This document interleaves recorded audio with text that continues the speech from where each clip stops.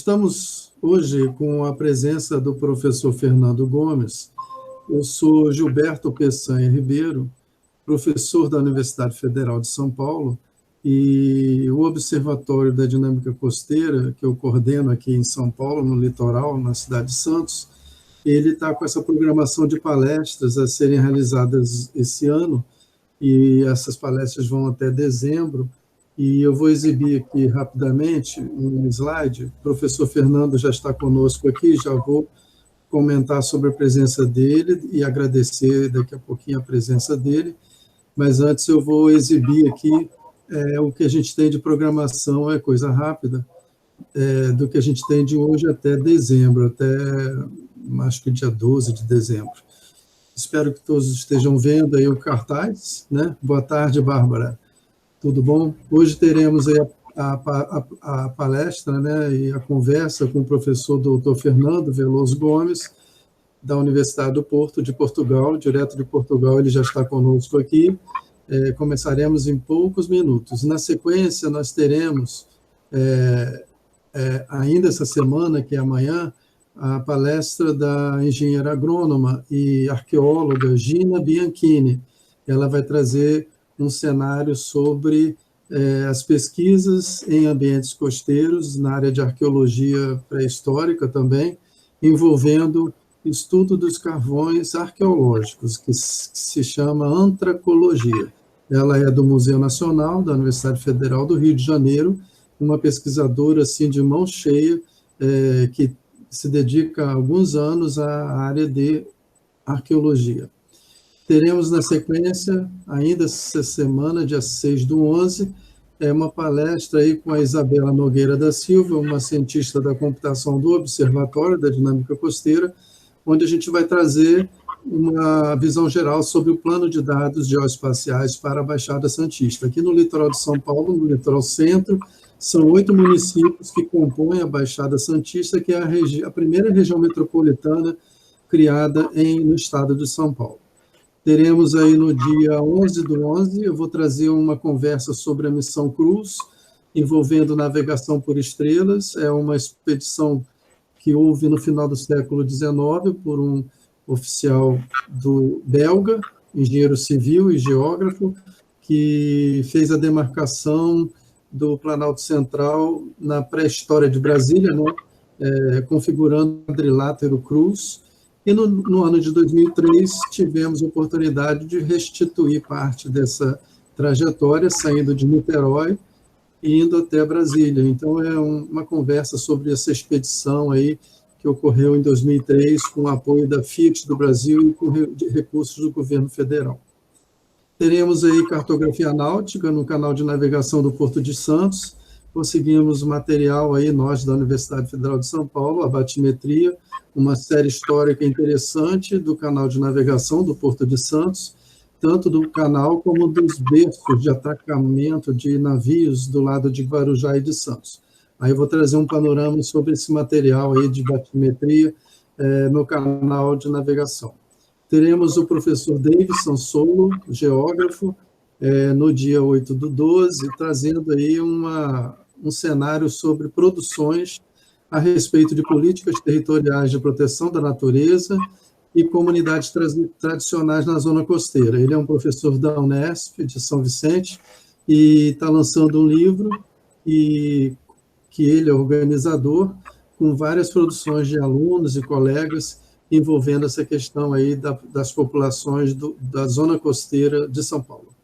Teremos aí engenharia cartográfica e de agrimensura em projetos de mapeamento costeiro, com a participação do professor João Fernando Custódio da Silva, e que vai nos trazer aí um cenário sobre essas engenharias em projetos de mapeamento costeiro. Eu vou voltar atrás aqui, porque tem 2 palestras ainda essa semana, aqui está numa ordem um pouquinho invertida, que são essas aqui. Essa semana teremos, dia 5 de novembro, a participação da Maria de Oliveira, diretamente de Baltimore, dos Estados Unidos. Ela está fazendo um pós-doutorado em Johns Hopkins Universidade, e vai trazer um cenário sobre a geografia da saúde na cidade de Santos. E, por último, anunciando aqui para vocês, teremos no dia 10/11 a professora Cláudia Plains e o professor Levi Figutti, trazendo aí os sambaquis da Mata Atlântica. A professora Cláudia é colega minha da Unifesp, do campus de Guarulhos, e teremos essa participação de uma arqueóloga carioca que tem uma pesquisa bem interessante também em sambaquis de água doce, no litoral, mas numa região do sul do estado de São Paulo, que tem muitos rios, né, muito marcado por uma drenagem, não só com ambientes de manguezal, mas com registros sendo estudados aí de sítios históricos de água doce. Ok? Bom, eu vou tirar a apresentação e vou retornar aqui para o professor Fernando Gomes. De início, eu já agradeço a presença do senhor aqui conosco, trazendo aí, compartilhando a experiência, né, acumulada e a competência também, né, no campo aí da gestão costeira, em estudos de casos aí do litoral de Portugal. Então, fique à vontade, professor, fazendo uso dos seus slides, do seu material, e a gente, aos poucos, eu vou aceitando as pessoas aqui e a gente vai avançando aqui na conversa sobre essa temática que envolve grande parte do mundo está preocupado com a administração da ocupação do litoral diante dos fenômenos que ocorrem aí na natureza. Por favor, professor Fernando, eu vou desligar o microfone, a qualquer momento pode me chamar que eu volto aqui. Muito boa tarde, é com muito gosto que eu estou aqui a fazer esta apresentação. Eu gostaria de estar ao vivo. Eu gosto muito de contactar cara a cara as pessoas e sempre tive um ótimo relacionamento com os meus estudantes ao longo de quase 50 anos e com os meus colegas, mas nestas condições vamos fazer desta maneira e pode ser que haja outra oportunidade de um dia me deslocar a São Paulo e fazer uma apresentação ao vivo. Eu vou ter a oportunidade de ir muitas vezes a São Paulo, onde tenho um filho meu. Eu tenho orientado bastantes estudantes, quer de mestrado, quer de doutorado, brasileiros, portanto, embora eu não conheço, sinceramente, o estado de São Paulo. Mas o que eu vou apresentar, e eu agora vou tentar partilhar o meu ecrã, que não sei se vou conseguir ou não, que há bocado consegui, apresentação, uma janela, acho eu que é esta. Não. Há bocado conseguia, mas isto agora já está um bocado diferente. Vamos lá ver se não corre mal. Portanto, como é que eu vou fazer agora isto? É que a apresentação que estava há bocado desapareceu. Se uma janela não estiver abrindo, tem a opção de uma guia do Chrome. Que aí você escolhe qual é a aba, a guia que você vai exibir. Já estão a ver agora ou ainda não? Ainda não, ainda não. Então, vamos tentar de outra maneira. Eu não vou apresentar agora uma guia do Chrome. A guia do Chrome, que eu costumo trabalhar, nós trabalhamos mais com Zoom. Sim. Também tem aí a minha apresentação. Em caso de dificuldade, também se pode fazer a partir daí, não é? Quer que eu vá exibir por aqui? Eu posso exibir por aqui e posso ir passando também. Se fosse possível, porque eu já enviei. Sim, eu vou abrir por aqui. Eu há bocado testei e dava tudo bem, mas agora isto já está com uma configuração diferente. Não tem problema, só vou abrir por aqui, fica fácil.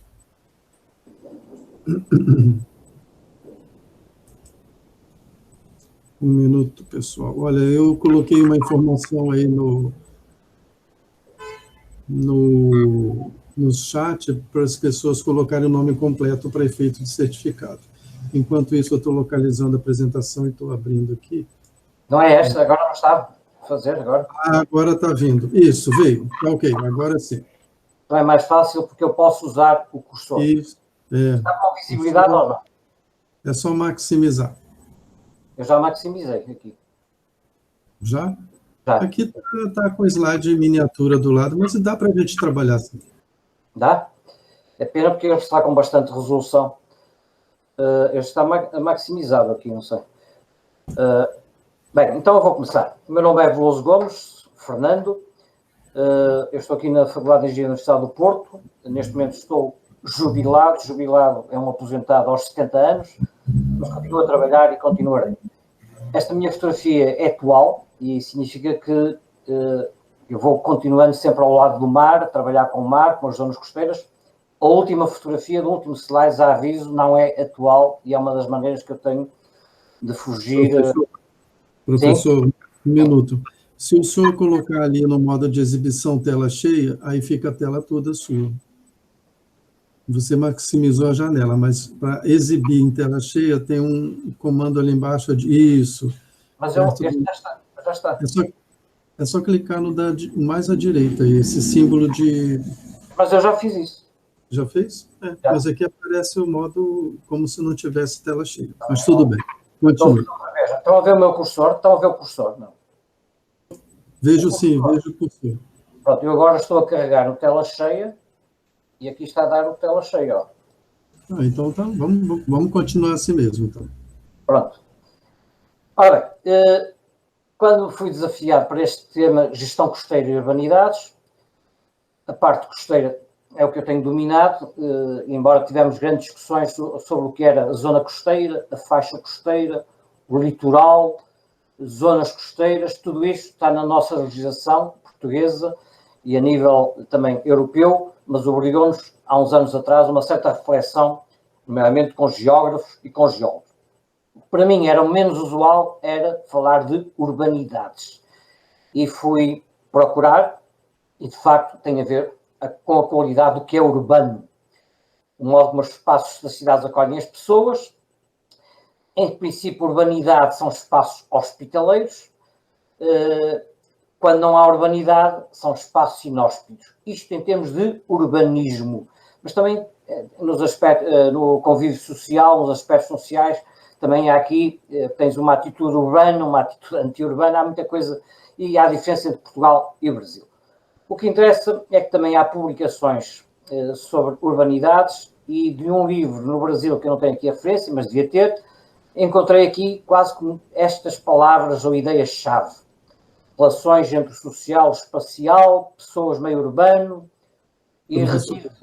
Sim? Professor, mais uma vez aqui, o senhor está trabalhando com mais de uma tela de computador, né?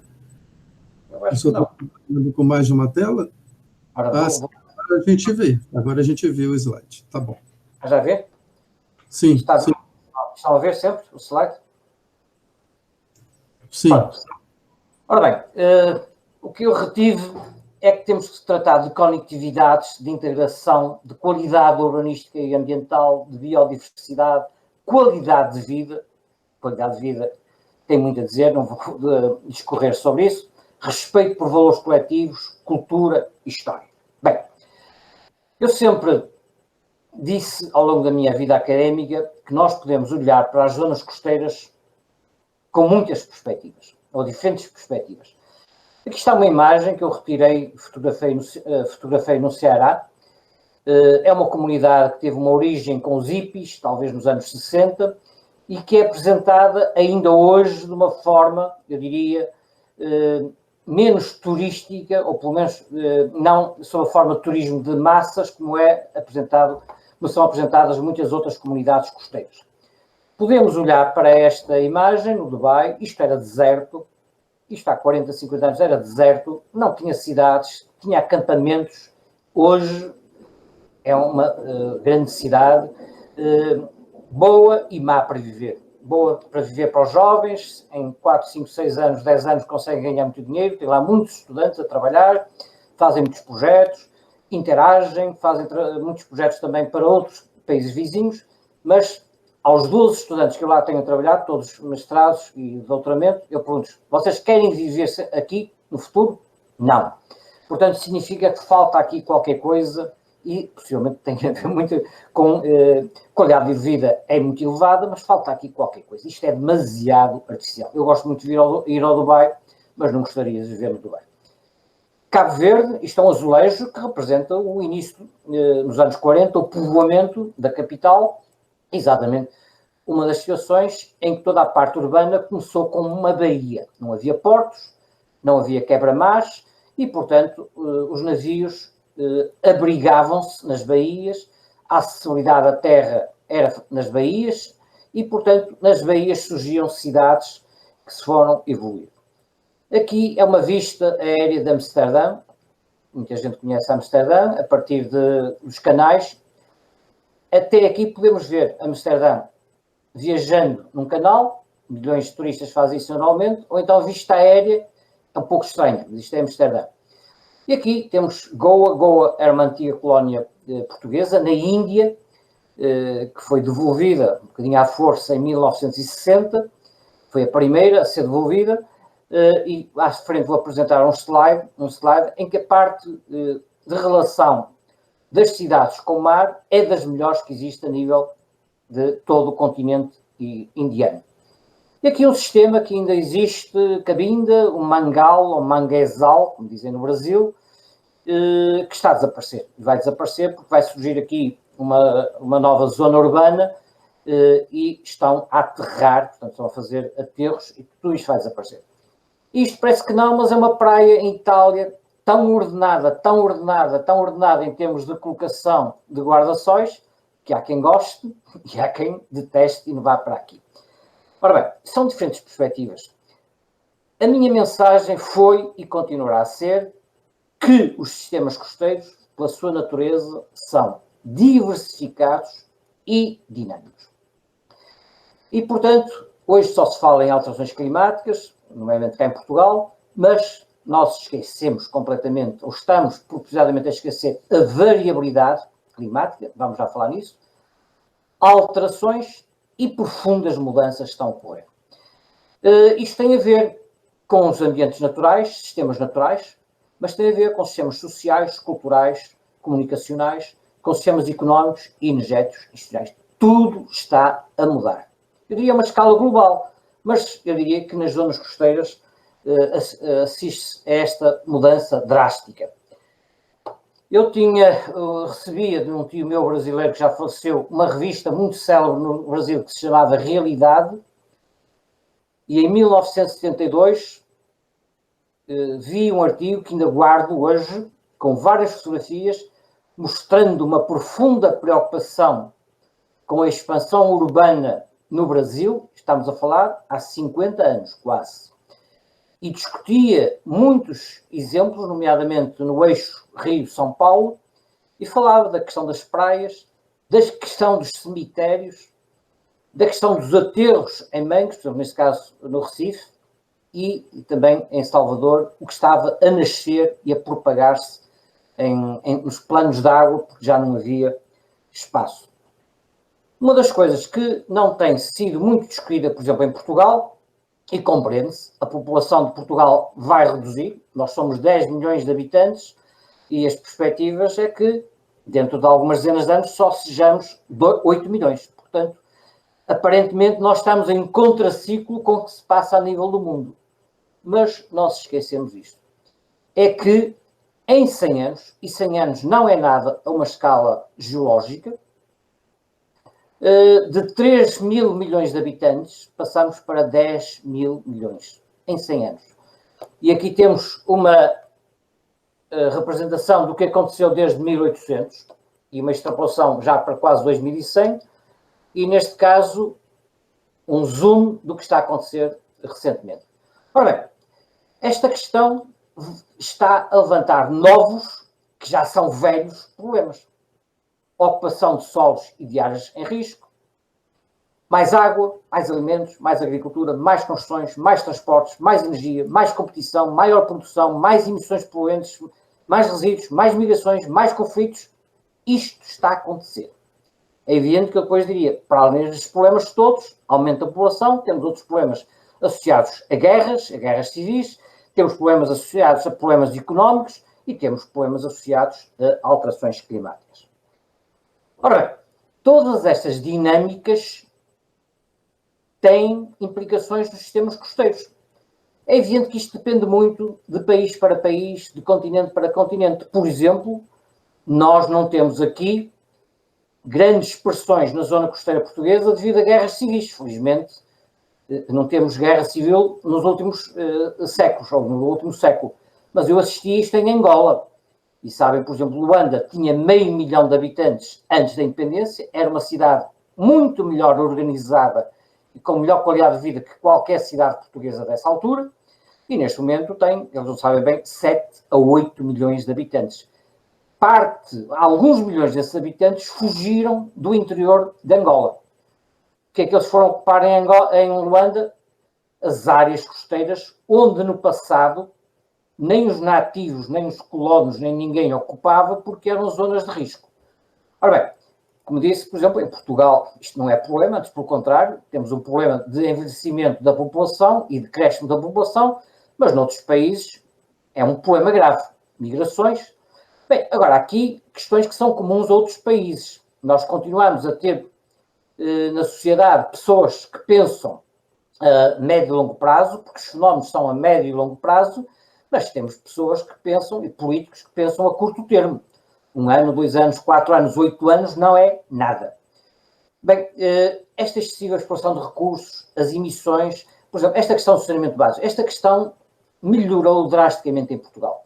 Se nós compararmos a situação, neste momento, por exemplo, das praias portuguesas, comparativamente há 30 anos, todas as nossas praias são bandeira azul. E se não são algumas delas, é porque, por vezes, por razões locais, os próprios municípios não se candidataram. Ora bem, o Brasil, portanto, a totalidade praticamente das praias portuguesas são bandeira azul. Tem a ver com requisitos de qualidade da água, mas não só. E cada vez somos mais exigentes. Por exemplo, o acesso às praias por parte de pessoas que têm deficiência motora. Ora, esta situação no Brasil está muito, muito, muito atrasada. Não é preciso o Brasil demorar 30 anos ou 40 anos a chegar ao nível que neste momento está Portugal. Pode e deve ultrapassar muitas etapas e evitar muitos erros que também nós cometemos. Em todo o caso, esta questão não é igual em todos os países. Por exemplo, em Angola, isto é um desastre total. Eles não conseguem aumentar a esperança média de vida, dificilmente conseguem reduzir a mortalidade infantil, enquanto tiverem problemas gravíssimos nas zonas urbanas e nas zonas urbanas costeiras, que estão por resolver e estão piores do que há 40 ou 50 anos. Isso é para dizer que, quando nós falamos nestes problemas, nestas dinâmicas, há diferenças de país para país, de região para região e, no Brasil, possivelmente de Estado para Estado. Por exemplo, em termos científicos, e como já estou cá há muitos anos, a nossa capacidade científica aumentou muito, muito, muito, muito, muito nos últimos anos. Se eu comparo com 30 ou 40 anos. Em todo o caso, parece-me, ou eu tenho a percepção de que, afinal, estamos muito longe de darmos respostas com um grau de precisão que a sociedade nos exige. E bem, e depois há muitas coisas, por exemplo, a questão do mediatismo, a comunicação social, muitas vezes trata estes problemas quando eles existem. Outra questão que eu fui lidando ao longo do tempo, e aí no trabalho com geólogos e com geógrafos, é as escalas. As escalas do tempo, e podia ir aqui aos milhões. E a escala geográfica, que aqui só fui possuir também a milhares de quilómetros. De facto, nós temos políticas europeias que apanham o continente todo, e depois temos políticas à escala regional, que já são umas centenas ou milhares de quilómetros, e depois por vezes, temos que resolver um problema à escala dos 10 metros ou dos 5 metros. Ora bem, esta questão das escalas geográficas, das escalas de tempos, tem que estar presente a nível de investigação, a nível dos gestores, a nível da percepção pública, e nem sempre está. Ora bem, com esta evolução, com esta atração das zonas costeiras nos últimos anos, e temos aqui 2 casos, Balneário Camboriú, no estado de Santa Catarina, e Ria Formosa, chama-se Ria, mas é um sistema lagunar, no sul de Portugal, no Algarve. Isto é uma restinga, ou flecha litoral. Nós dizemos restinga em termos científicos em Portugal, flecha é a designação comum, e julgo que no Brasil também chamam flecha. Aqui está outra flecha litoral. Porquê é que esta está cheia de edifícios e cada vez crescem mais em altura? Porque recentemente eliminaram a lei que impunha um limite, e aqui não temos nenhum edifício.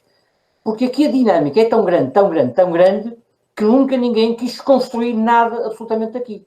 Porque se construíssem o que é que fosse aqui, no inverno era tudo destruído. Atenção que há aqui algumas ilhas barreira, onde foram construídas por pescadores algumas casas, que agora estão a ser demolidas, em alguns casos foi o mar que as destruiu, e temos também problemas sociais. Mas estas zonas tão dinâmicas, nunca ninguém quis construir aqui, porque havia memória, e não era uma memória recente. Ora bem, mas onde há alguma estabilidade, nós temos uma série de infraestruturas que não tínhamos há 50, há 60, há 80 anos. Há 60 anos ou 80 anos, nunca nenhum parque de campismo junto da costa foi inundado pelas águas do mar em Portugal, porque não existiam. E quem diz isto fala em marinas e muitas outras coisas. Portanto, nós também temos que ver que o homem está a ocupar, ou começou a ocupar, zonas muito dinâmicas, particularmente nos últimos 100 anos, nos últimos 50 anos e até 30 anos. Entretanto, estas novas construções exigem portos comerciais cada vez maiores. É um fenómeno que está a acontecer mesmo a nível do Brasil. Portanto, há uma tese de doutoramento do meu estudante brasileiro, Rafael Morgado, que vai ser apresentado durante o mês de novembro, início de dezembro, em que ele faz uma avaliação das questões ambientais de todo o Brasil, nos portos do Brasil. Nomeadamente, quando neste momento há grandes projetos de investimento em termos de expansão do porto. Quando nós expandimos o porto, precisamos de novos quebra-mares, precisamos de aprofundar canais de acesso, precisamos de mais cais de equipamentos e, portanto, muitas dessas áreas onde se localizavam tradicionalmente os portos começam a ficar sobrecarregadas ou o próprio porto começa a deslocalizar-se para outras áreas. Canais de navegação cada vez mais profundos, portos de recreio, cidades com marginais edificadas, indústrias, praias e zonas balneares. Praticamente praias e zonas balneares há 80 anos, 70 anos em Portugal não existiam. As senhoras tomavam banho todas vestidas e os homens não eram todos vestidos, mas quase. Estrutura de intervenções de defesa costeira, que nos anos 80, particularmente aqui em Portugal, nos anos 80, 90, tiveram uma grande expansão, estações de tratamento, missões submarinas, isto é, não faltam infraestruturas, que não existiam há 60, 70 anos. Curiosamente, esta questão aqui das alterações a nível das bacias hidrográficas é uma questão que eu ando a lidar há muitos e muitos anos. Os nossos rios em Portugal e em Espanha, porque eles vêm de Espanha, estão cheios de barragens, albufeiras, reservatórios, usinas hidroelétricas, como dizem aí. Ora bem, já nos Estados Unidos, na costa atlântica, compararam a situação em 1970, e eu fui buscar este estudo de 1970, que devia estar aqui referenciado, e estava. Só que ao fazer estas colagens, às vezes isso foge. Portanto, qual era o transporte sólido que vinha transportado pelos rios para o mar em 1970, e que tem aqui uma escala gráfica proporcionada a milhões de toneladas de cimentos por ano? Qual era a situação em 1970? E já passaram 50 anos. Isto aconteceu em Portugal. E nós sabemos isto desde 1970 a 1980. Só que em muitos casos ainda não assumimos que estas grandes alterações ocorreram. E não foi só no transporte solo, foi o que se passou nas bacias hidrográficas. As nossas bacias hidrográficas foram profundamente modificadas e essas modificações também têm implicações nas zonas costeiras. E nos portos? Como eu disse, nós aumentamos os portos. E quando temos portos em águas mais profundas, e quando saímos das baías, porque eram nas baías que há 100, 200, 300, 400, 500 anos se formavam as pequenas comunidades e infraestruturas portuárias, começamos, e cá em Portugal, a construir quebra-mares. Por exemplo, Angola não tinha quebra-mares, começou a construir quebra-mares há 4, 5 anos, porque cada vez os portos querem águas mais profundas. Ora bem, este é um estudo do Laboratório de Engenharia Civil dos anos 60, que eu mostro sempre aos nossos políticos, e nomeadamente ao meu colega Ministro do Ambiente, para dizer que nós conhecemos estes impactos negativos desde os anos 60. É o Porto da Figueira da Foz. Se forem à Figueira da Foz, esta é a maior praia urbana da Europa. Isto é, praia criada artificialmente, porque foi feito aqui um quebra-mar. E aqui temos problemas terríveis de erosão. Nesta altura, os modelos matemáticos eram muito pobres, se nós compararmos com os modelos matemáticos hoje. Mas em modelo físico, nós já sabíamos isto. E, portanto, quando muitas vezes e ainda hoje se diz, não, isto não tem qualquer impacto nenhum, ou então o que provocou isto foram as alterações climáticas. Não, as alterações climáticas, como vamos ver, estão a originar novos e complexos fenómenos, mas estes problemas foram introduzidos por nós aqui. Não foram os americanos, não foram os chineses, não foram os brasileiros, não foi a Amazônia, fomos nós. E enquanto nós não assumirmos isso, estamos com um problema, porque temos que ir à fonte dos problemas para tentar mitigar o problema. Outra questão importante, que toda a gente fala, é a subida generalizada do nível médio das águas do mar. É evidente que tem havido diferentes cenários, e é com cenários que nós temos que trabalhar, e temos mesmo que trabalhar com cenários, o que é um problema. Podemos ser muito otimistas e trabalhar com um cenário otimista, podemos ser muito pessimistas e trabalhar com cenários este ou pior, porque há cenários mais pessimistas do que estes, ou andar aqui por um valor médio. Mas isto já dá uma mensagem, incerteza, chama-se incerteza. E, portanto, nós temos que incorporar essa questão da incerteza nas projeções que fazemos para o futuro. E ninguém gosta de projetar em cenários de incerteza. Os políticos não gostam, a população não gosta. A população quer uma resposta, quer um resultado. Outra questão que muitas vezes não se fala, e eu ando preocupado com isto há muito tempo em Portugal, tem a ver com a alteração, não o aumento das tempestades. Eu não tenho evidência que em Portugal, nos últimos 20 anos, alguns têm, mas eu não tenho, e ando cá há muitos anos, que o número de temporais tenha aumentado do mar. Não. Os nossos temporais que atingem aqui a costa portuguesa vêm do norte dos Açores, vêm do Atlântico Norte. Grandes temporais, ventos a atuar durante vários dias sobre áreas de geração que têm centenas de quilómetros de extensão. Essas ondas chegam aqui, nesta direção. É isto que está aqui. Às vezes vêm daqui, outras vezes daqui, chegam aqui. Daí que todos os nossos grandes portos estão assim protegidos. Um porto tem que ter uma entrada, senão era fechado, e essa entrada está, porque aqui vêm os grandes temporais. E nós, mesmo assim, a ondulação entra por aqui dentro. Nós fazemos modelação matemática e sabemos se temos ou não, os pilotos sabem se têm ou não que prolongar estes quebra-mares. É uma situação neste momento polémica aqui no Porto, que os pilotos querem aumentar este quebra-mar, e nós com simulações numéricas podemos comparar a situação atual com a situação futura, etc, etc.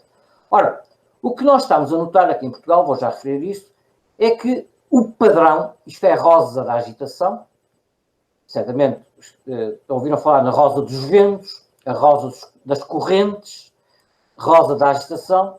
Nós aqui também temos a rosinha dos limões, que era uma figura típica do mercado, mas ela aqui não costuma ajudar-nos. Bem, esta é a representação dos temporais que chegam aqui. Em cenários de alterações climáticas, nós podemos começar a ter temporais mais daqui. Neste caso, isto está preparado. Vamos ter mais dinâmica natural, porque esta areia vai sair toda daqui para fora. Ou começamos a ter temporais vindos daqui. Nada disto está preparado para essa nova situação. Nem está o Porto, nem está esta parte da cidade, que é recente.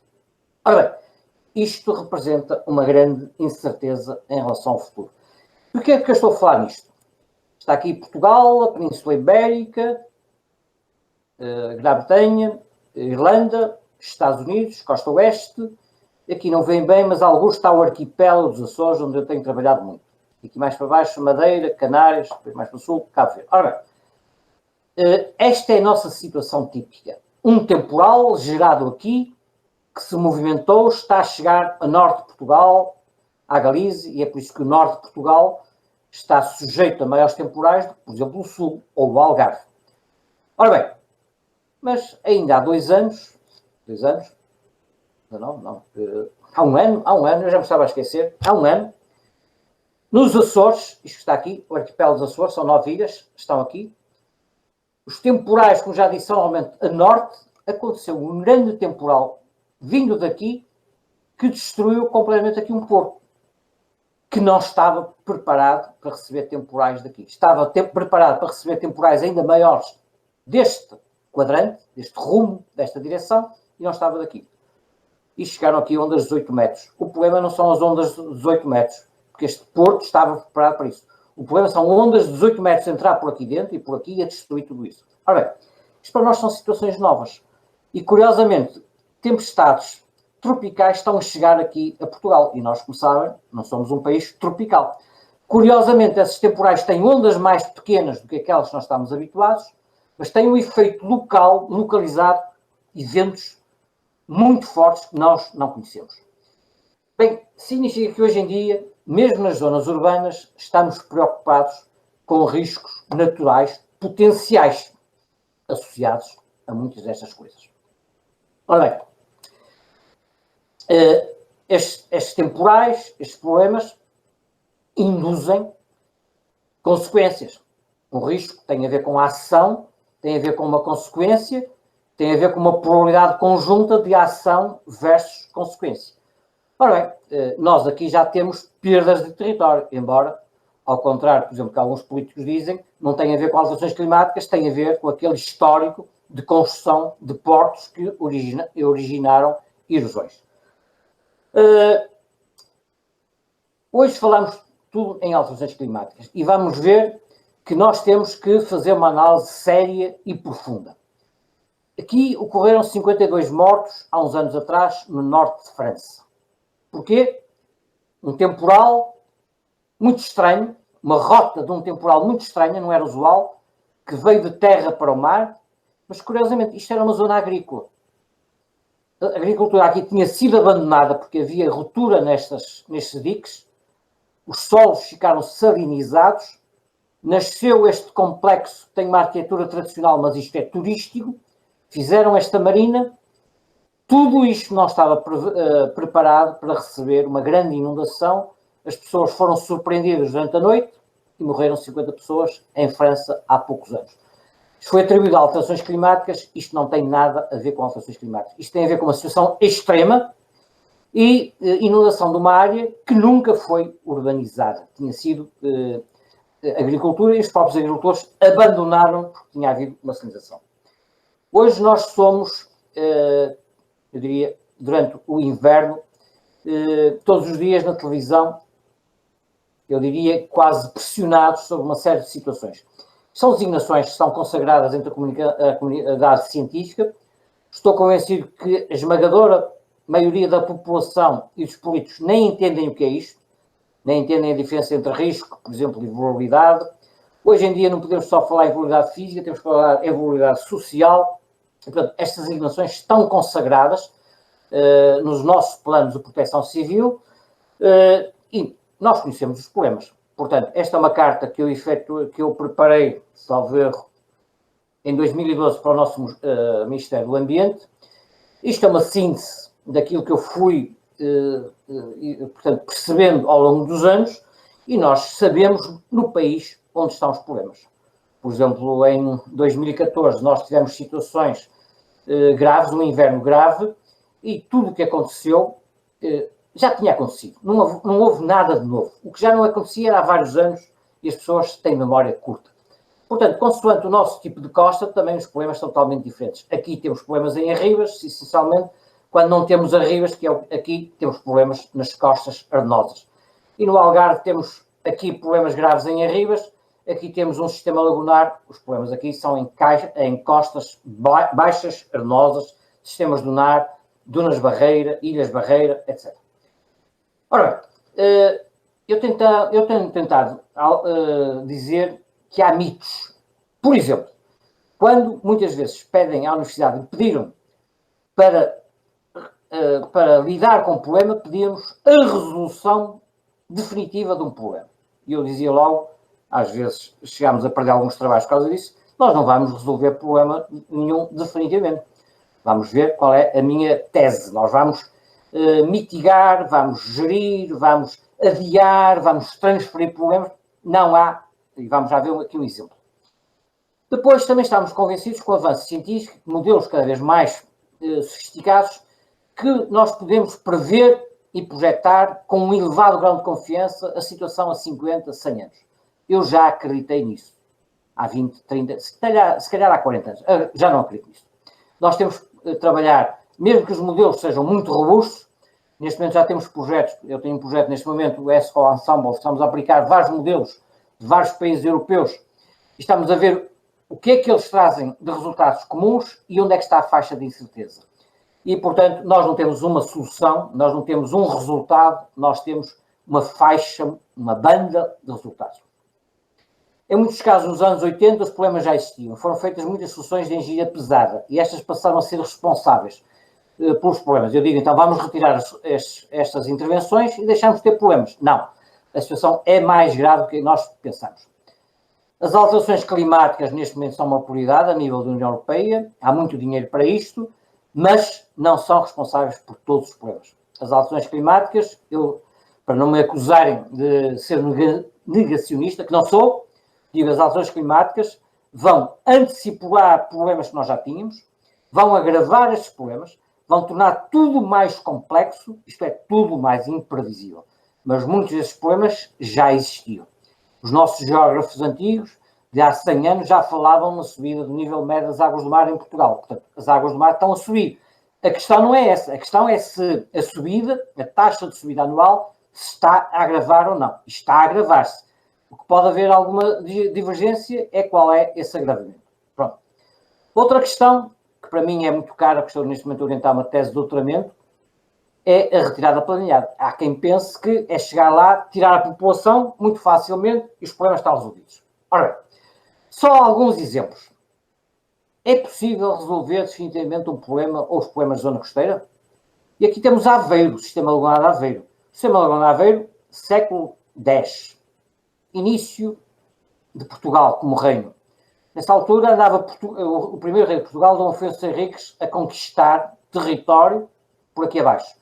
Ele não tinha que se preocupar com este território, porque ele não existia. Isto era um golfo com pequenos rios. Curiosamente, e é para ver que é preciso ir ao histórico, o Rio Douro, que é o rio que passa aqui na minha cidade, que vem de Espanha, lançava milhões e milhões de metros cúbicos de areia e começou-se a formar uma flecha litoral de norte para sul.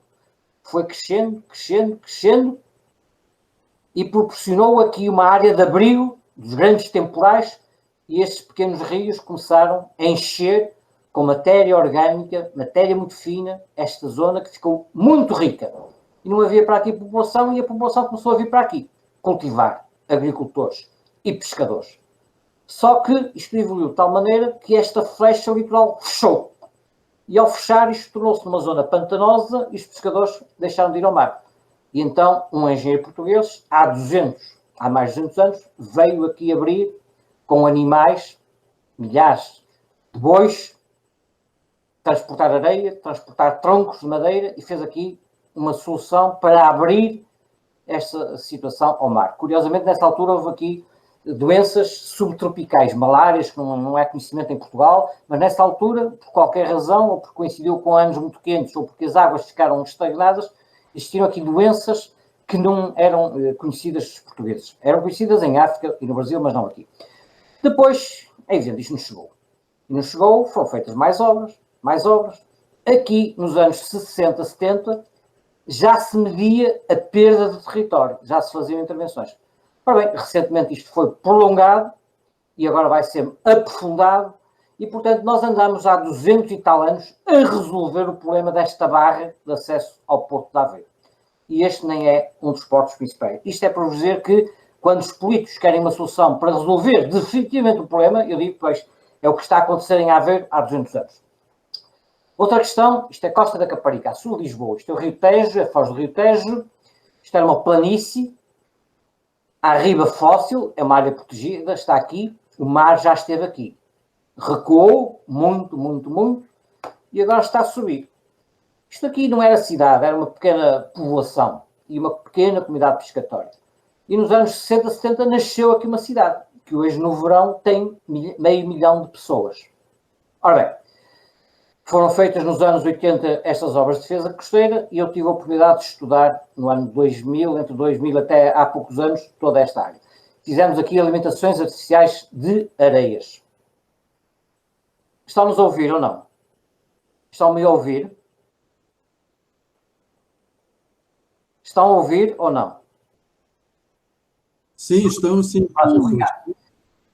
Ora bem, e discuti as várias alternativas, desde deixar o mar avançar até defender isso com mais obras de defesa costeira, retirar todas as obras de defesa costeira, porque havia uns desenhos de urbanistas muito bonitas que desenhavam uma praia muito grande aqui, maior de Copacabana, retiravam tudo isto daqui e eu perguntava, mas isto não é uma questão de desenhar, isto é física, isto é natureza, como é que o mar que tirou daqui a areia vai agora pôr aqui a areia? Bem, uma coisa é certa, o mar vai chegar aqui. Bem, pode demorar 400, 500, 1000 anos, mas ele vai chegar aqui. O problema é quando fazemos projeções, por exemplo, se eu retirar daqui estas estruturas, o que é que vai acontecer? Imediatamente a linha de costa vai ser esta, se eu prolongar esta estrutura, ou então vai ser esta, ou então vai ser algo entre esta linha e esta. Bem, ora esta, não há uma linha, há uma faixa de incerteza. Bem, a única quase certeza que eu tenho é que esta comunidade vai toda desaparecer daqui. Curiosamente, isto era uma comunidade que nasceu clandestinamente, com muitas pessoas que vieram de Angola depois da independência, que hoje em dia, curiosamente, muitos estrangeiros compraram, porque isto tem uma exposição solar excelente. Ora bem, eu tenho defendido nos últimos anos, e posso dizer, por um lado, com algum êxito, mas por outro lado, estou a ser um bocado inconveniente do ponto de vista político, que nós devíamos usar uma representação como, por exemplo, se utiliza em sedimentos. É muito usual usar, por exemplo, aqui areia fina, areia grossa e godo, ou pronto, é muito usual. De facto, nós não podemos esquecer isto. Nós temos uma variabilidade climática natural. Isto é, isto podia ser uma temperatura, podia ser alturas de ondas. Aliás, isto é um registro de alturas de ondas reais aqui perto do Porto. Pronto, isto é variabilidade climática natural. E esta variabilidade tem máximos, tem mínimos, tem valores médios, tem tudo o que nós quisermos, tem a ver com temperaturas, direções, marés, correntes, é evidente as marés meteorológicas, porque as marés astronómicas são mais previsíveis, alturas de ondas, períodos, tudo varia assim. Eu não pus aqui, processadamente, nem uma escala do fenómeno, nem uma escala de tempo, nem uma escala de fenómeno, porque tem a ver com isto. Ora bem, o homem alterou, agravou ou desagravou. Por exemplo, se eu tenho um porto muito exposto e construo um quebra-mar, pelo menos no interior do porto eu quero reduzir isto, porque não consigo ter um porto com ondas de 15 ou 20 ou 25 metros, como eu tenho aqui perto da minha cidade, no Porto de Leixões. Portanto, no interior do porto eu tenho qualquer coisa muito mais atenuada. Isto é uma ação antropogénica local, como nós fizemos. Neste caso, melhoramos a situação. Às vezes agravamos as erosões, por exemplo. Por outro lado, num cenário de alterações climáticas, tudo isto se vai alterar, possivelmente se vai extremar, maior, mais pequeno, daí que eu peguei nesta representação e distorcia. Isto significaria que, em termos de alterações climáticas, eu estou a prever alturas de onda maiores, mas também às vezes mais calmas. Por exemplo, se tivermos alturas mais calmas durante o verão, quem não vai gostar são os nossos surfistas. Pronto. Estas questões que são boas para uns, às vezes não são boas para outros. Ora bem, estas alterações nos espectros, e o espectro traduz esta variabilidade, vão ter impactos aqui. Estes impactos têm a ver com isto e têm a ver com isto. Isto é um problema, é uma ação antropogénica, mas a nível global. Nós pouco podemos fazer isto em Portugal, com um país tão pequeno, com pequena dimensão, portanto estamos dependentes dos grandes países de ações a nível europeu, mas a nível mundial. Caso contrário, não vamos inverter esta situação, nem sequer atenuá-la. Mas isto somos nós responsáveis. Portanto, nós temos que agir aqui, a nível local, é total a nossa responsabilidade, e aqui temos que dar contributos a uma escala europeia e mundial. Ora bem, isto parece evidente, mas não é. Não é evidente, e eu já tenho tido algumas divergências, por exemplo, com o nosso atual Ministro do Ambiente, que tem boa formação académica, atenção, mas depois quando se vão para políticos, às vezes também muda um bocadinho. É por isso que eu nunca fui um político, nem serei um bom político, embora talvez daqui a 10 ou 20 anos vão candidatar. Ora, outras questões. Eu muitas vezes, há uns anos atrás, ouvia dizer: a solução está em deixar avançar o mar. Nós ocupamos, como vimos no início, as zonas costeiras que eram muito dinâmicas, e agora, pronto, vamos deixar o mar até para as pessoas aprenderem. Isto é fácil, do ponto de vista ecológico é muito simples, é barato. Quem não aceita isto são as populações. Isto eram retiradas planeadas, não é chegar aqui e demolir, é temos que salvaguardar os direitos das populações. Por exemplo, se a população tem construções que estão legalizadas e que estão em risco de mais chegou lá, a população ou as pessoas têm direito a serem indenizadas ou serem relocalizadas. Se as pessoas construíram de uma forma ilegal, na altura em que era possível construir de uma forma ilegal, que agora não é evidente, não têm direito à indenização. Isto é, quando há indenizações, quem paga são os contribuintes, também não podemos esquecer isso, somos todos nós. Ora bem, isto não é fácil. Eu tive o prazer de orientar uma tese de mestrado sobre esta questão. Só aqui no Algarve estão em causa mais de 1000 construções em Ilhas Barreira, 500 foram retiradas, e algumas destruídas pelo mar, outras 500 foram todas para tribunal. O Ministério do Ambiente ganhou todos os processos, a vários níveis, mas nem assim ainda houve a decisão de terminar o trabalho que começou a ser feito há uns anos atrás. Agora já há muitos mais, e eu tenho uma tese de doutoramento que está a lidar com estas questões. E aqui não é um problema técnico. O problema técnico é muito simples, deixa o mar avançar. Ou então, se tivermos que defender, o que é que temos que fazer? Quanto custa e qual é o impacto ambiental? Os problemas aqui são jurídicos e são de percepção social. Se a população diz que não sai mesmo, é muito difícil, porque mesmo a nível jurídico vão para tribunais e os nossos tribunais são muito rápidos. Às vezes demoram 10, 20, 30 anos a resolver os assuntos. São muito rápidos, a uma escala geológica, claro. E, portanto, basta ir para o tribunal e os processos. Mas aqui isso já aconteceu, e apesar de tudo o Ministério do Ambiente, porque isto estava em plano, e foi demonstrado que eram situações de risco, ilegais, mesmo assim, o poder político tem receio. É curioso, eu estou sempre a aprender com a história, nomeadamente com os países que eram antigas colónias portuguesas, ou parte, portanto, aqui Goa era uma antiga colónia portuguesa na Índia. Era uma colónia muito rica, ainda hoje é um dos estados indianos mais ricos, e eu cito sempre este exemplo.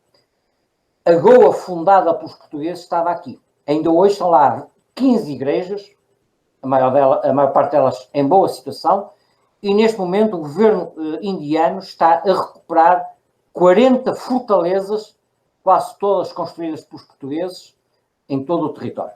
Curiosamente, estas fortalezas, por exemplo, este é um hotel, se forem aqui, chama-se... portanto, era aqui que os navios portugueses, a caminho da China, do Japão e de Timor, vinham buscar água potável.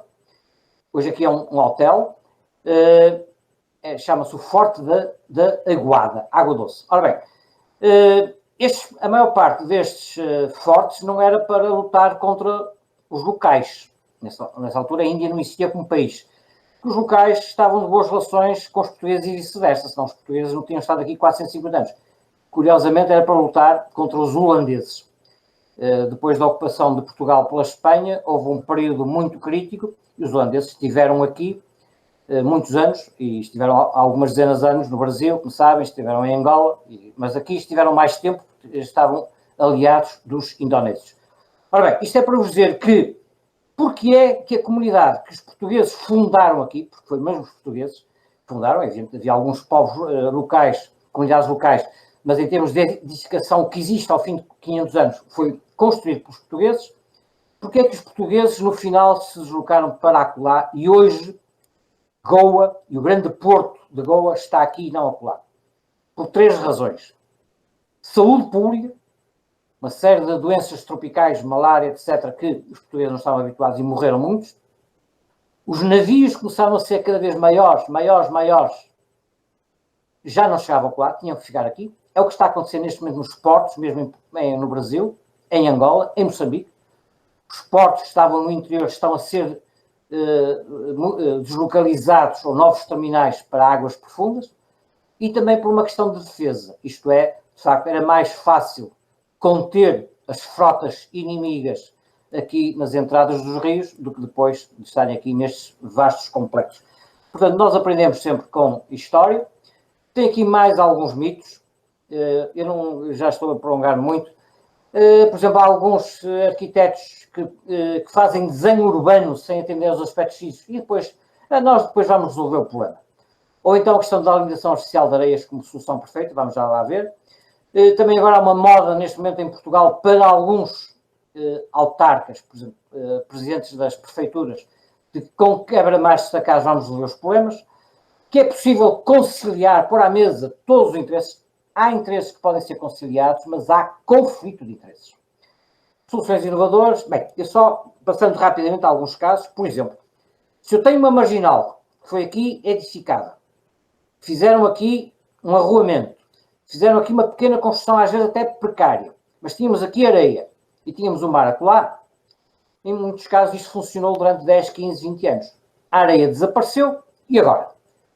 Além de não termos aqui areia, esta estrutura vai instabilizar o pouco de areia que aqui existe.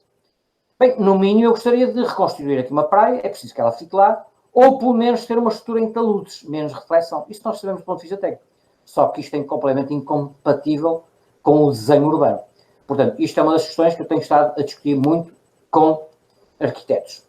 Outra questão, alimentação artificial de areias. Para alguns é uma solução perfeita, para outros é deitar fora o dinheiro dos contribuintes. Já ouvi frequentemente em Portugal, sempre que fazemos uma alimentação artificial de areias, as posições são extremas. Eles estão a deitar dinheiro fora, porque daqui a 5, 10, 15 anos a areia não está lá. Eu digo, os holandeses andam a deitar dinheiro fora há 40 anos. Depois andam, porque senão já não existiam como país. Holandeses não, Países Baixos. Né? Holanda é uma província. Agora, solução perfeita, ambientalmente perfeita não é. Isto é uma solução de engenharia muito, muito complicada. E nós aprendemos com o histórico. O histórico está aqui, Copacabana. É uma das soluções de maior sucesso a nível mundial e mais antiga. Copacabana, Rio de Janeiro. Vejam a situação do Copacabana Palace em 1922. Vão lá hoje e comparem. E imaginem o mar aqui a bater. Esta rua, que era muito estreita, a ser destruída. Copacabana, uns anos atrás, o que cresceu, aqui não foi só uma questão de defesa costeira, foi uma opção urbanística de aumentar as vias circulatórias e aumentar a estância balnear. Ora, está numa baía encaixada. É uma baía e tem duas proteções naturais. Este ano faz 50 anos que se realizou com sucesso esta praia. E eu trago aqui porque um dos projetistas foi o meu orientador de doutoramento, o engenheiro Vera Cruz, que já morreu, já faleceu, mais o engenheiro Fernando Abacassis, do LNEC também, e o engenheiro Patriarca Baceló. Também todos faleceram. Portanto, é quase que uma homenagem a eles, que me orientaram, não trabalhei, mas lembro de ver um modelo físico no laboratório de engenharia civil. Estes mesmos 3 engenheiros projetaram, vai aparecer na última fotografia de todas, a Praia da Rocha, que fica aqui, neste canto, no Algarve. É uma baía, mais pequena que a Copacabana, só tem 3 km, e é um sucesso. Ao fim de 50 anos, está lá. Ao lado, nesta praia de Três Castelos, podemos colocar areia, estão a ver areia a ser colocada. Ao fim de 5 anos, não, 10 anos, ela desaparece. Aqui no Algarve, ao fim de 5 anos, a areia desaparece. E aqui na Costa da Caparica, foi uma situação que eu estudei, portanto, desde o ano 2000, quando comecei a estudar até agora, em 2020, foram colocados 3,5 milhões de metros cúbicos de areia, que foi mais ou menos o que foi colocado em Copacabana. Bem, eu tenho alguns outros exemplos, por exemplo, aqui em Matosinhos, isto é, a técnica nós conhecemos, e também não é uma solução perfeita do ponto de vista ambiental. Nós temos que saber onde é que vamos buscar a areia, se a areia tem qualidade, temos que saber se não estamos a penalizar ecossistemas que aqui existem, por exemplo, aqui a areia íamos buscar ao Porto, ao canal de navegação do Porto de Lisboa. Era deitada no alto mar e aqui aproveitámos para pôr na praia. Mas tínhamos que controlar a qualidade da Aveiro, da areia, e durante uma semana esta praia estava a ser perturbada. Ao fim de uma semana liberávamos a praia e não havia problemas. Portanto, é uma operação que tem muitas questões ambientais e técnicas de engenharia complicadas. Portanto, eu não posso pegar nisto e exportar de uma forma simples para outro país qualquer. Embora, eu digo, potencialmente qualquer uma destas soluções tem um potencial muito mais favorável no Brasil do que tem aqui na costa oeste portuguesa. E é muito mais favorável no Algarve que na costa oeste portuguesa. Bem, por exemplo, os quebra-mares destacados, nós conhecemos Recife, isto é um quebra-mar natural. Isto já é na Colômbia, Cartagena das Índias. Aqui, este ainda tem alguma areia. Há outros em Cartagena das Índias que não têm areia nenhuma. Aqui não há marés, ou as marés são pequenas. Há marés, mas são pequenas. Aqui foi um quebra-mar que eu testei há uns anos atrás numa comunidade pescatória. Foi um sucesso, até demais, porque ganhou areia mais. Mas porque tirei partido desta rocha natural. Eu não posso pegar nesta solução e exportá-la para o resto do país. aqui tem marés de 4 metros e tem ondas que chegam a 20 metros. Portanto, que não tem nada a ver com o que se passa no Recife ou em Cartagena das Índias. Já vos disse, aqui no Algarve, coloca-se areia aqui e ao fim de 5 anos a areia desaparece nesta praia. Há uns anos atrás surgiu ideias de urbanistas e arquitetos que foram ao Dubai, eu também já fui, mas não vim com essas ideias, que julgavam que faziam aqui umas ilhas artificiais aqui em frente. É evidente, eu hoje percebo, isto foi há 20 anos ou mais, que houve aqui uma especulação imobiliária, mas há aqui qualquer coisa de desconhecimento da realidade total. Hoje em dia procura-se muitas soluções inovadoras, ecológicas, etc, etc, etc. Eu posso-vos dizer que elas existem, essencialmente fora das zonas urbanas. Se eu não tiver construções, eu posso tentar várias soluções, e já tentei. Algumas propus e não tiveram qualquer sucesso. Por exemplo, esta duna está toda a desaparecer, a sul de Aveiro. Isto não tem solução, nem por meios artificiais. A solução é recuar, aceitar o recuo. Isto não é aceito pela população e, portanto, a solução existe, já está proposta há mais de 20 anos. Eu estou convencido que só mesmo quando o mar chegar aqui é que vai ser possível fazer isto, porque a oposição da população é total. Eu tenho lidado muito com Angola, particularmente com os portos, e há muitos anos, há mais de 30 anos. E também se assiste a qualquer coisa de muito estranho. Isto é, o que é importante é que as pessoas e as instituições aprendam com os erros.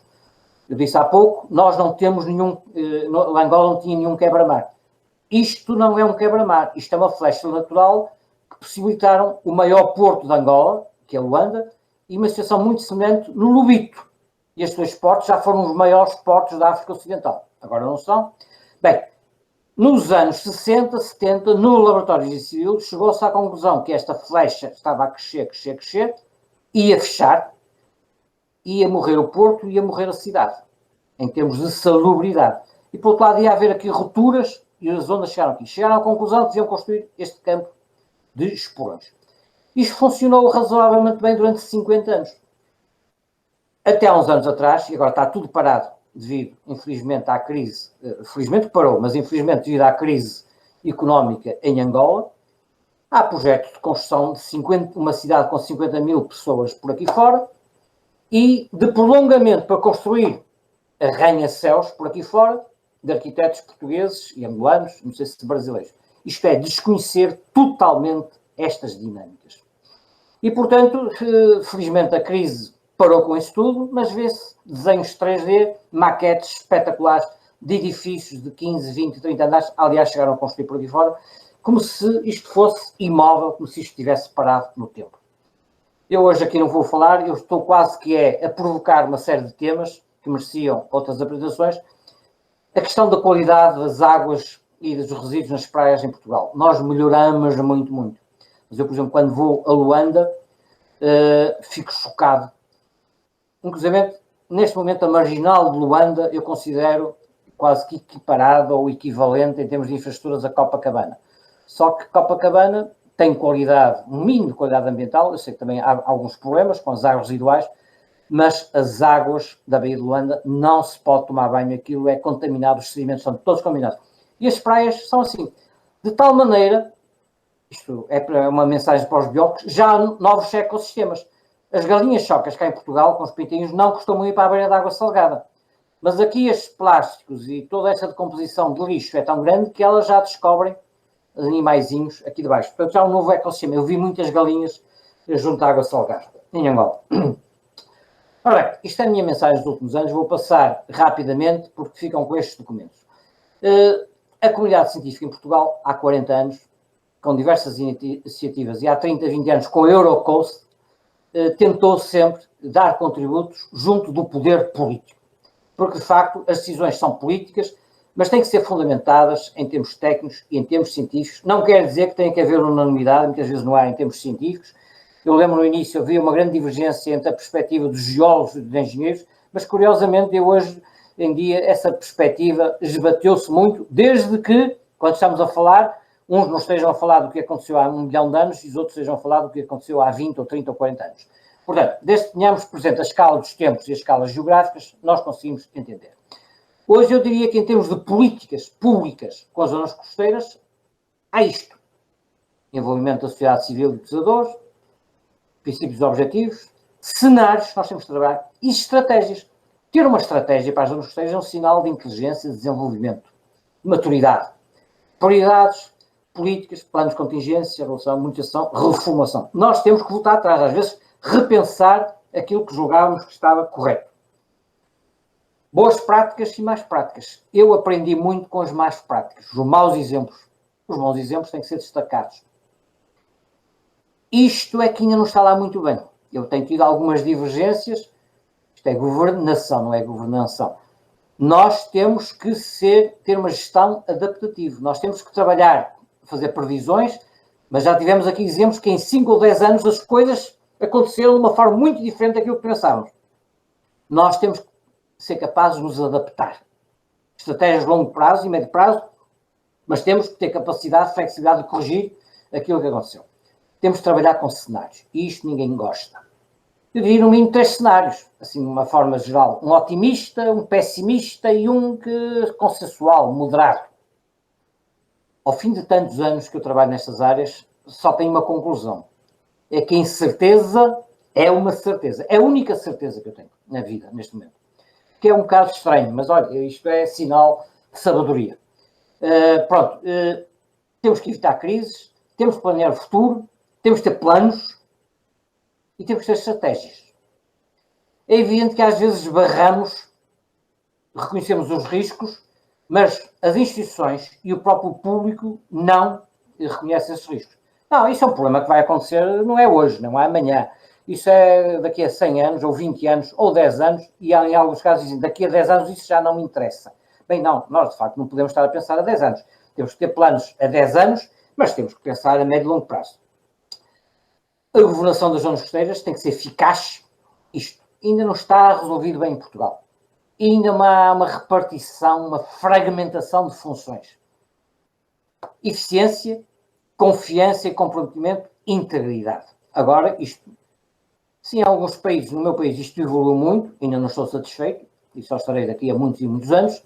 Atenção, noutros países estão mais avançados e noutros países estão muito, muito atrasados. É por isso que eu não gosto de pegar em receitas e aplicá-las a uma escala mundial. Quando nos pedem medidas de adaptação a tudo, adaptação às dinâmicas, não é só adaptação às alterações climáticas.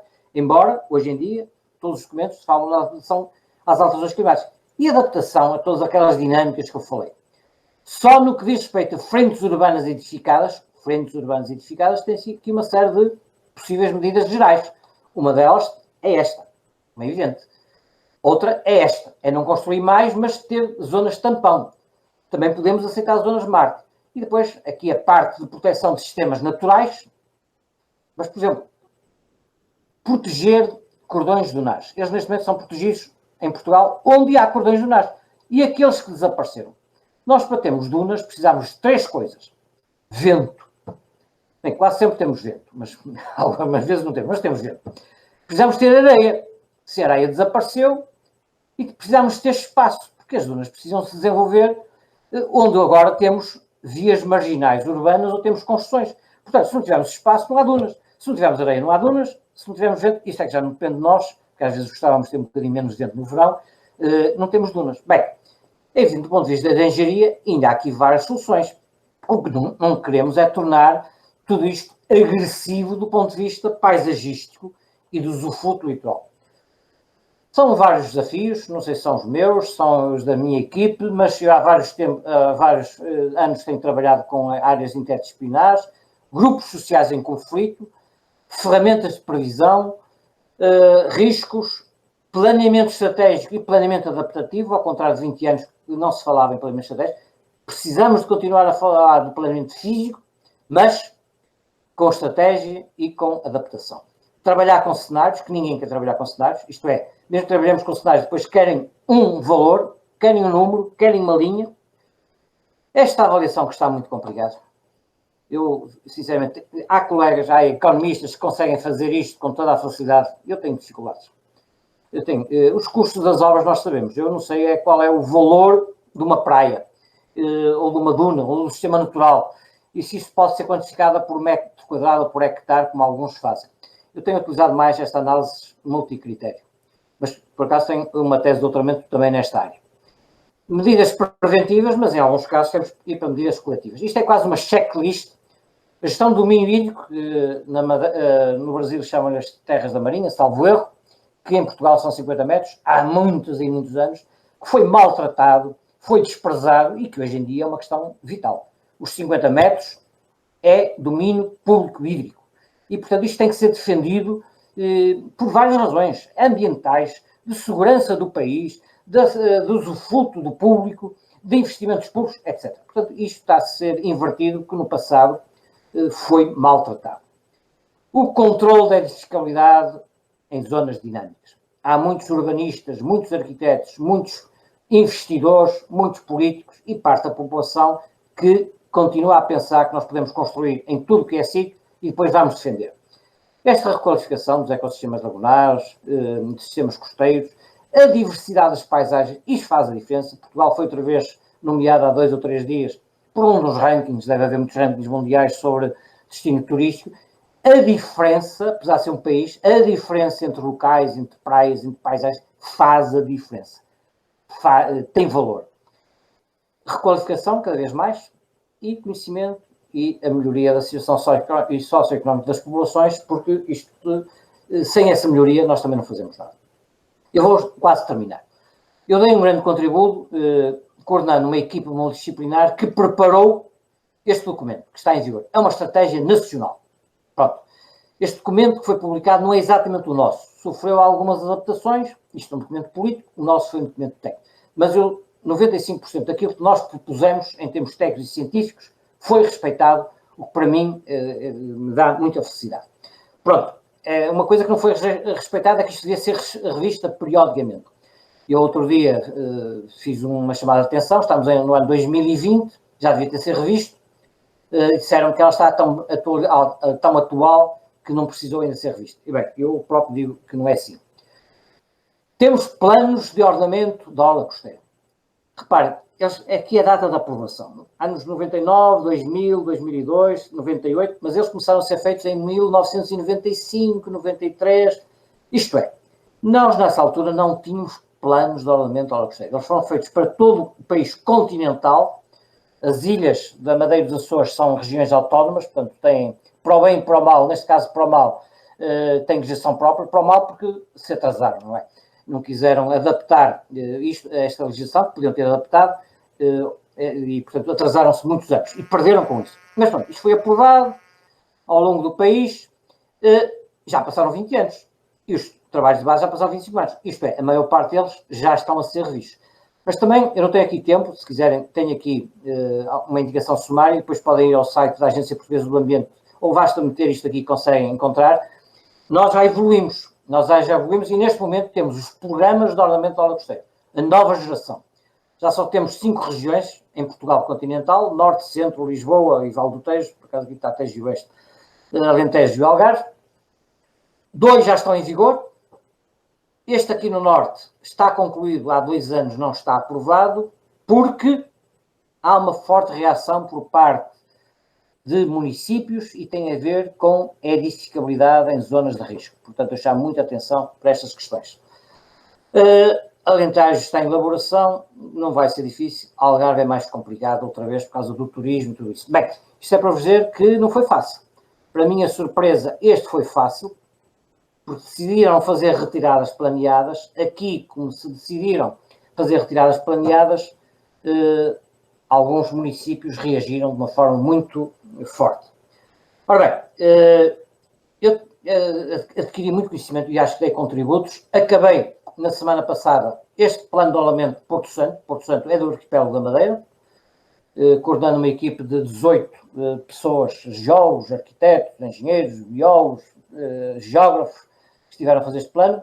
Foi aprovado e vai ser publicado a todo momento. Já foi, portanto, só para terem uma ideia, um plano destes, um programa que é este que está aqui, e isto também resultou de uma mudança de leis. Neste momento, estes programas não falam nos usos. Estes programas defendem os valores ambientais, analisam as áreas de risco e promovem o desenvolvimento económico com sustentabilidade. E são os planos dos municípios que definem, têm que incorporar essas medidas e que definem os usos do solo em termos de acessibilidade e assumem a responsabilidade. Portanto, só para verem um programa, isto é uma ilha pequenina, mas tem uma praia de 10 km de areia que é mais procurada, vive do turismo, só para verem, este tem um volume que é o programa provavelmente dito. Tudo isto começou, isto já aqui, tudo começou com um trabalho muito exaustivo de diagnóstico. Tudo isto foi aprovado depois de discussão pública e envolveu uma equipe de acompanhamento com muitas entidades.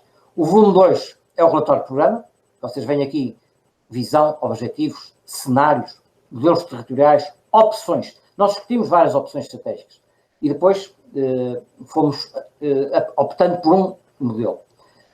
O volume 3, relatório ambiental, tudo isto foi acompanhado por uma equipe independente que faz a avaliação ambiental estratégica, que é obrigatória no quadro da União Europeia. Portanto, é uma equipe que trabalhou sempre connosco, mas teve sempre uma visão independente no sentido de verificar se nós estávamos a seguir ou não objetivos ambientais, que estão na lei e estão nas diretivas comunitárias, e depois algo que vai dar capacidade ao governo para implementar. Quanto custa, onde é que se vai buscar o dinheiro, quem é responsável pela execução dos projetos, etc, etc, etc. Estes 4 volumes estão a ser publicados a todo momento. E eu regressei ontem exatamente de um trabalho de uma semana, quase a mesma equipe, que vai começar agora outro plano, que é na Ilha da Madeira, que é muito complicado. A Ilha da Madeira só tem 400 mil habitantes, mas tem centenas de hotéis, tem um clima fabuloso, por exemplo, agora estamos com entre mínima 20 graus e máxima 25 graus, 26 graus, que normalmente está cheio de turistas, e neste momento não tem turistas por causa do Covid. Houve ontem a primeira morte, uma morte, mas foi uma senhora com 97 anos. Eu também às vezes digo, nós temos que morrer de alguma coisa, não é? Isto é para vos dizer que... tive a oportunidade, agora em confinamento, em março, abril, de fazer a análise de um programa nacional para o ano 2020, 2030, que junta todos os grandes investimentos em vários setores, nomeadamente transportes, ambiente, etc, etc, etc. E para o litoral, que é um dos subsetores dentro do ambiente, há 6 grandes setores dentro do ambiente, o que estava previsto para os próximos 10 anos em milhões de euros eram estes valores, e eu recomendei um reforço de pelo menos 50%, e 50%, isto cheguei porque ele pelo menos parcialmente vai ser atendido. É evidente que há dinheiro para as regiões geográficas, já há dinheiro para os portos, e nos portos vai haver uma forte componente de interação com as zonas urbanas e com as zonas ambientais, mas só a componente que tem a ver com o setor de investimentos na área do litoral é este. Ora bem, como eu disse, nós temos que mitigar, prevenir, adaptar. Eu aqui também estou a fazer já uma adaptação. Por exemplo, esta é a Praia da Rocha, a tal que foi estudada pelos mesmos engenheiros de Copacabana. Atenção que Copacabana houve um engenheiro brasileiro que veio para Lisboa, agora não me recordo o nome, não cheguei a conhecer, e que esteve vários anos em Lisboa nos projetos e depois acompanhou as obras e a manutenção de Copacabana. E, portanto, como é que eu me adapto à idade que vai avançando rapidamente? Por exemplo, mostro uma fotografia que tirei em 2012, reparem, não é uma fotografia de 2020, é 2012, ponho um chapéu para tapar o meu cabelo branco, estico um bocadinho a imagem, assim fico sem barriga. Pronto, é uma maneira que eu tenho de me adaptar também à idade que vai avançando de uma forma tão rápida que quase nem damos por ela. Muito obrigado, espero que tenham ouvido bem. Muito obrigado, professor Fernando. Olha, é quase que uma síntese de muita coisa da sua vida profissional, né? Na verdade, são várias frentes de trabalho, né? E projetos que são plurais, né? São interdisciplinares, multidisciplinares, com equipes que se integram nas análises necessárias. Aqui no Brasil, a gente tem, de fato, uma revisão que tem sido feita na área de engenharia civil e oceânica em relação às obras costeiras, uma vez que um dos grandes engenheiros aqui da UFRJ, ele mudou um pouco a forma de ver o litoral por conta dos acertos e dos erros, né? Os erros e acertos que você tem no mundo, né? A gente tem que aprender com os erros também, os erros servem para aprendizado, e os projetos também bem-sucedidos em locais do Brasil, esse sucesso relativo pode ser temporário, né? Com intervenções de obras do litoral, promovem momentaneamente alguma mudança que aparentemente é positiva, mas o tempo e a dinâmica, elas não são brincadeira, né? Ou seja, você tem o tempo, médio e longo prazo, o projeto fica sem eficiência, e, ao mesmo tempo, a dinâmica costeira tem a incerteza, né? Que o senhor comentou aí, o imprevisível e a incerteza. Então, eu acho que foi bacana essa visão bem ampliada, né? E com grandes trabalhos intensos e frentes de trabalho que se desenham quando a gente tem o foco, essa questão da dinâmica do litoral. Eu vou, então, abrir aqui aos presentes para perguntas. Nós temos aqui, acho que a maioria aqui é estudante, tem um engenheiro florestal, tem estudante aí de universidade, e aí eu vou olhar aqui no chat se tem alguma coisa, né? O Matheus Souza fez um elogio ao professor Fernando pela excelente apresentação, e aí eu coloco agora à disposição dos que estão presentes para perguntas, né? Na verdade, é uma oportunidade que a gente tem do professor Fernando conosco aqui. A pandemia acaba permitindo, né, essas oportunidades bacanas. E aí o Matheus quer fazer alguma pergunta, Matheus? Alguma dúvida, algum comentário? Pode abrir o microfone, Matheus. Eu digo Matheus porque eu acho que de todos esses aqui, quem eu conheço é o Matheus, né, que tem frequentado aí as palestras que a gente tem organizado. E os alunos estão no final do semestre letivo, tudo cheio de trabalho, cheio de provas e tudo, por isso que eu acho que tem pouca participação de aluno hoje aqui.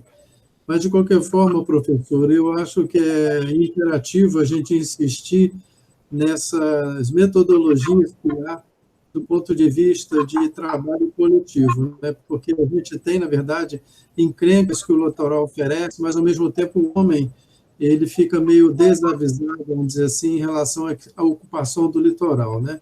E os projetos que surgem como projetos solução, na verdade, são soluções temporárias, algumas vezes, né? Uma vez que a dinâmica costeira também nos surpreende, né? Os eventos extremos, as situações fora do comum, as anomalias que há na atmosfera, no oceano, né? As tempestades que ocorrem, as frentes frias, ressacas que predominantemente são no inverno.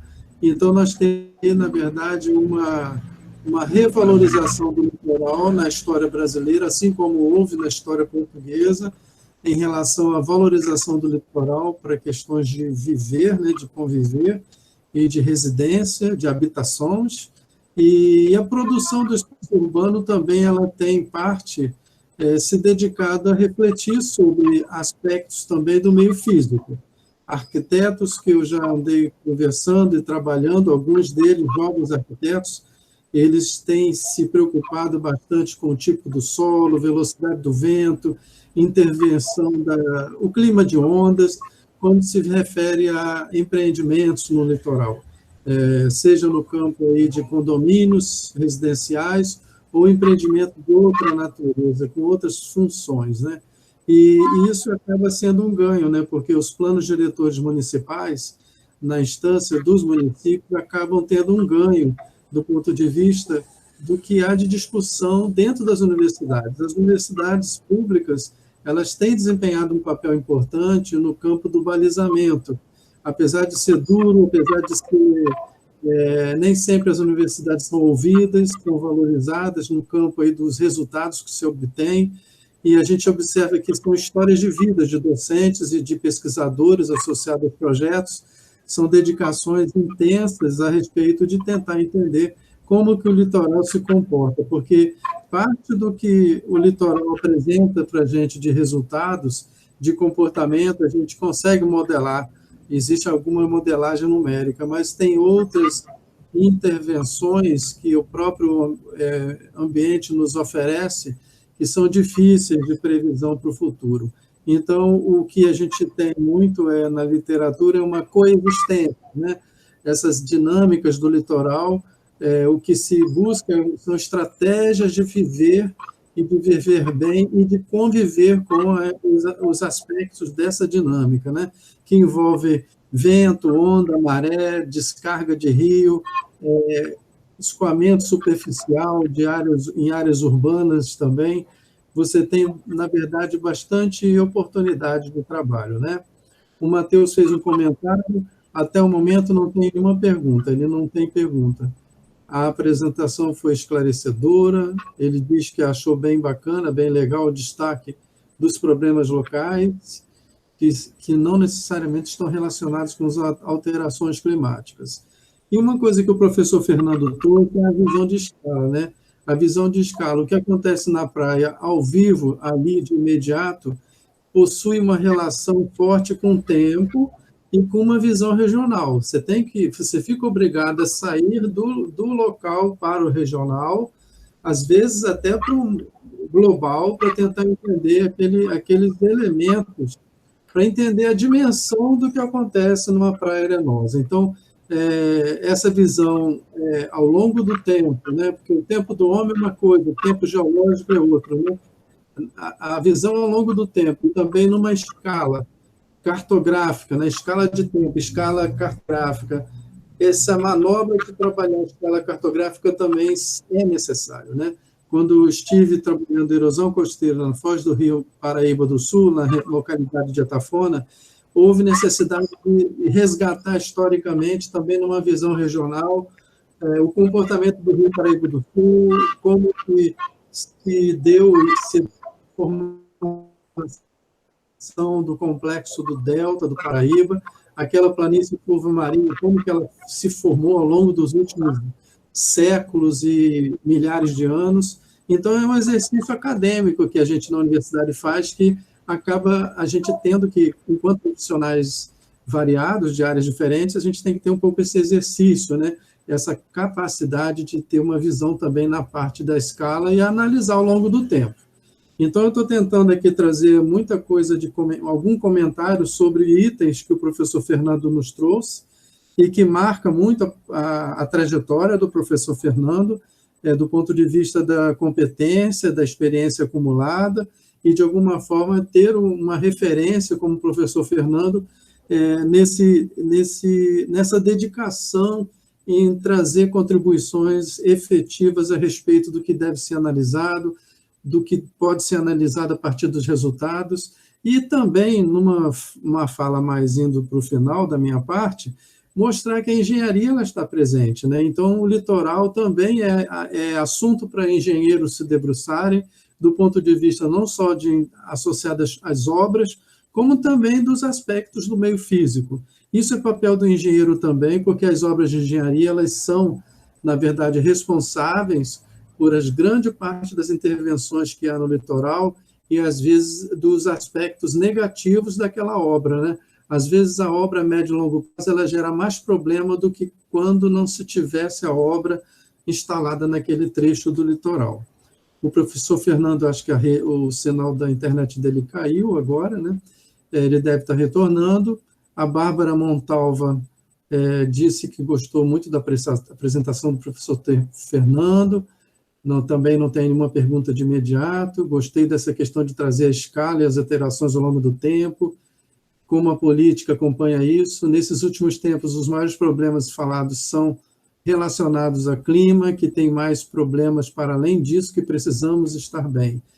Quando a gente fala de clima, a gente está falando de pelo menos 30 anos de observação, tem a ver com a média climática, os eventos extremos, que nem todos são explicados por completo, mas eles sim interferem no litoral, as áreas mais baixas do litoral, no litoral de São Paulo, assim que eu comecei a vir a São Paulo litoral, Caraguatatuba, Ubatuba, a área de ocupação das comunidades, da parte periférica das cidades, na parte mais baixa, e são as partes mais vulneráveis, e nas partes próximas aos rios, aos cursos d'água, né, por conta da água doce, da matéria-prima da vida que é a água, né?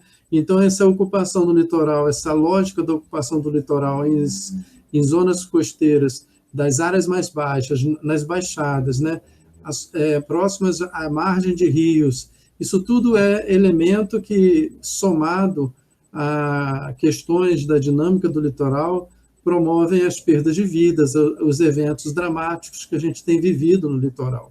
E isso independente da classe social, porque você também tem condomínios de luxo instalados de áreas de alto risco no litoral também de São Paulo, né?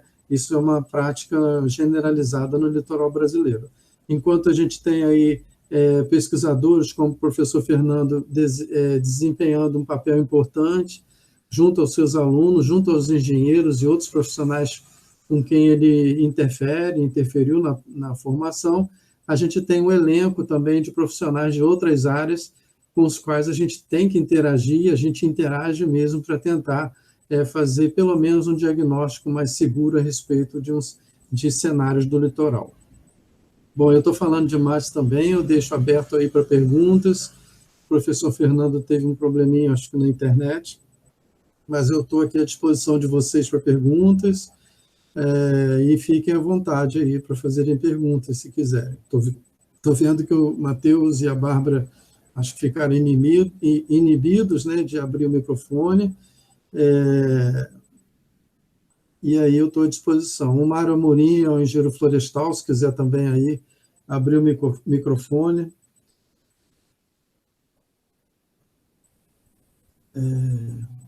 Eu vou fazer o seguinte, eu vou ter que pegar uma encomenda lá embaixo no prédio. Eu não sei se vocês podem me aguardar um tempo pequeno. O professor Fernando já deve estar chegando. Só um minutinho.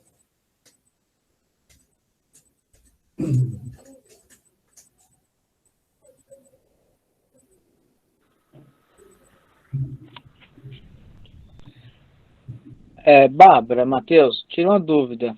Minha conexão caiu aqui na metade da apresentação, e eu vi que ele mencionou a questão do Rio de Janeiro. O estudo foi desenvolvido no Rio de Janeiro, é isso? Matheus, é uma boa pergunta. Mário, desculpa. É uma boa pergunta. Ele parece que estudou um pouco o Rio de Janeiro, visitou Copacabana e tudo, mas eu não captei até onde ele se aprofundou nessa questão. Oi, Mário, Bárbara, tudo bem? Então, para ser bem sincero, eu não consegui acompanhar em alguns momentos o ritmo da apresentação, acabou sendo num ritmo um pouco acelerado, né? Também estava tentando anotar algumas coisas aqui e não peguei esse detalhe, cara.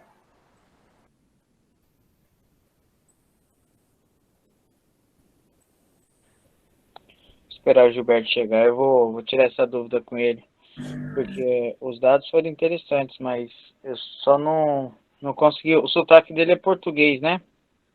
Sim, sim.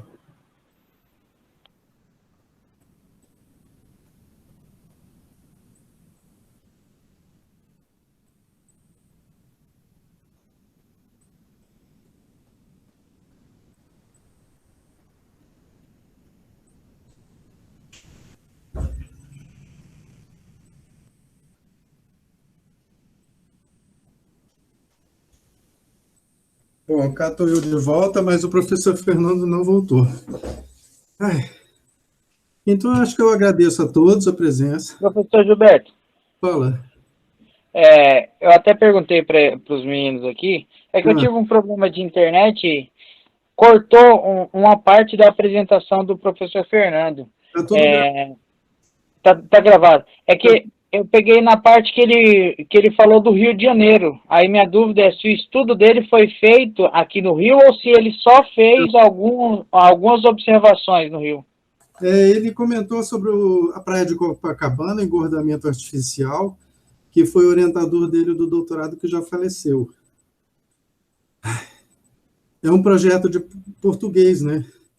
E é um projeto bem sucedido. A referência que ele fez, que eu estou me lembrando no Rio de Janeiro, foi essa, da praia de Copacabana, que é exemplo para o mundo inteiro. Ele está voltando aí. Ele voltou. Bacana. O sistema foi todo abaixo, não sei porquê. O Mário aqui, que está presente, é engenheiro florestal. Ele chegou atrasado na palestra, mas eu estou dizendo a ele que está tudo gravado e o senhor comentou sobre a praia de Copacabana. Foi essa a pergunta que ele fez, porque ele teve uma parte que não pôde participar. Mas a gente já está nos finalmente aqui. meio que encerrando, professor Fernando, e as perguntas que vieram foram comentários aí no chat, e eu acho que agora é agradecer, né? Agradecer a participação do professor Fernando. Nós, da Universidade Federal de São Paulo, vamos emitir aí um documento para o professor Fernando, formalizando essa participação bacana conosco. O professor Fernando, ele mandou os slides, aí depois eu converso com o professor Fernando, caso alguém tenha interesse, eu posso colocar disponível, mas isso eu converso com o professor Fernando, e tudo está gravado, vai ser colocado na página do Observatório da Dinâmica Costeira, em pouco tempo, porque a gente tem uma aluna que faz uma edição só para colocar uns créditos no começo do vídeo. E é isso, professor. Quer comentar alguma coisa? O senhor pode finalizar a nossa experiência de hoje aqui. Fique à vontade. Queria agradecer, dizer que foi com muito gosto, dizer que o meu objetivo aqui foi abrir uma série de temas. Eu fui agora convidado, e nem respondi, para, como a Universidade do Rio de Janeiro, fazer uma intervenção sobre os portos, exatamente sobre a questão portuária.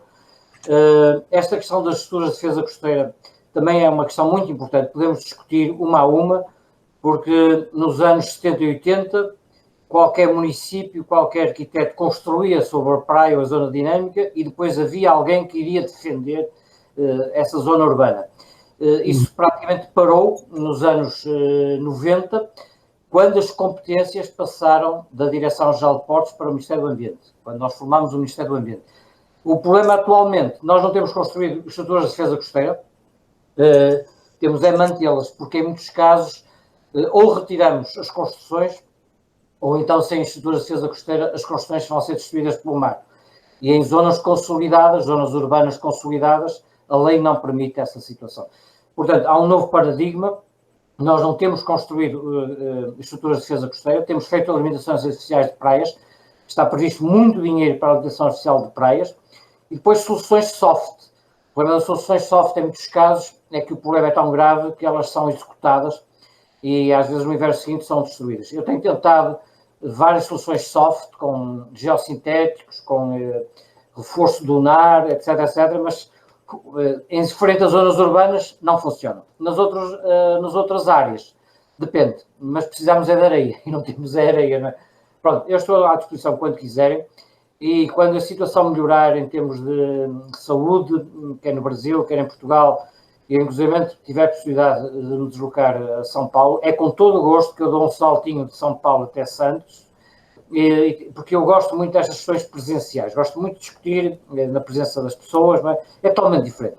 Eu outro dia participei numa tese de doutoramento em Engenharia do Ambiente, uma brasileira que estavam mais de 300 pessoas a assistir pelo Facebook. Nós fazíamos isso pelo Zoom e pelo Facebook, como é público.